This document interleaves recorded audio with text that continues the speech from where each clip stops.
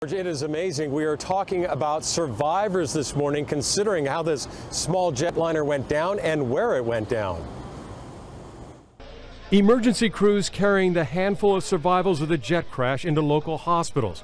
Remarkable considering this, the wreckage in the mountainous area around Medellin. With just 6 survivors, rescue crews expect to start the recovery of the other 75 people who were on board, many of them members of that Brazilian soccer team on its way to a tournament. The British Aerospace RJ-85, owned by a charter company, was nearing the end of a very long flight from southern Brazil and Bolivia to Colombia. The jet circled near Medellin, and the crew reportedly said they had an electrical problem before the jet went down. Video was taken of the soccer team, the Chapecoense, before they boarded the jet, and on board, one of the players, Alan Ruschel, a 27-year-old defender, posted pictures with his teammates. Ruschel reportedly one of the survivors. The team posting a statement, "May God accompany our athletes, officials, journalists, and other guests traveling with our delegation." So at least one of the players reportedly in the hospital, and it was really a Cinderella story for this team. It's a regional team. They were going to finals. They had beat some very powerful teams to get to this. The investigation starting at daylight, George.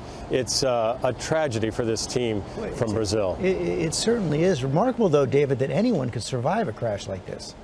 Yeah, you know, it's remarkable. We really don't know much, but depending on how this plane went down, how it hit, where you were sitting, that's how some people can survive and others perish. You know, part of the aircraft could break off and actually land softly, and the other part could be destroyed. So it's really, it's too early to know what happened, but there are a lot of factors that could play into why these folks survived. As recovery teams continue to search the now charred site of Oakland's Ghost Ship warehouse, the only thing friends and family of the missing can do is wait. Dan Vega's younger brother was there with his girlfriend when a fire tore through the 2-story building Friday night. If my brother's in there, I want to find him. Most of those confirmed dead so far range in age from teens to 35 years old. Authorities say at least one of the victims was a 17-year-old minor, another a deputy's son. One of our deputies that we work with lost his son in this fire, and so we're still dealing with that. The building wasn't permitted for events like the electronic dance party held here that night, attended by 50 to 100 people. It also wasn't permitted for living, but many artists call the warehouse home, including Carmen Brito. Seeing this, seeing everything, like this orange wall of fire, it was, I don't know, it felt like seeing a monster. Questions are now mounting over whether the fire was preventable. Firefighters say the building had no sprinklers, and there were very few paths for escape. The fire also knocked out the lights and caused so much black smoke, it's possible many of those inside could not find the only way out, a makeshift stairway made of wooden pallets. What we know at the moment, it's almost midday here in Islamabad in Pakistan. The fire itself started at around 3:45 in the morning, Pakistan time, at this hotel.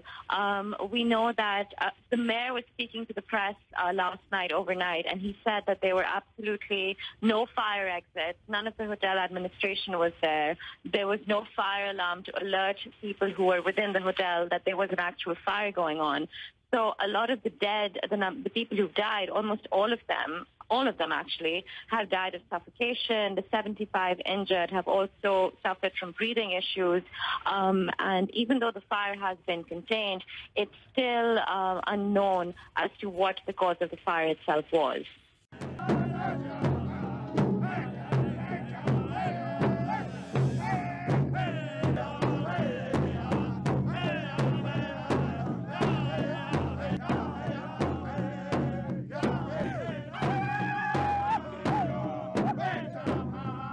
People have said that now this is either we make it or break it, and I guess we made it.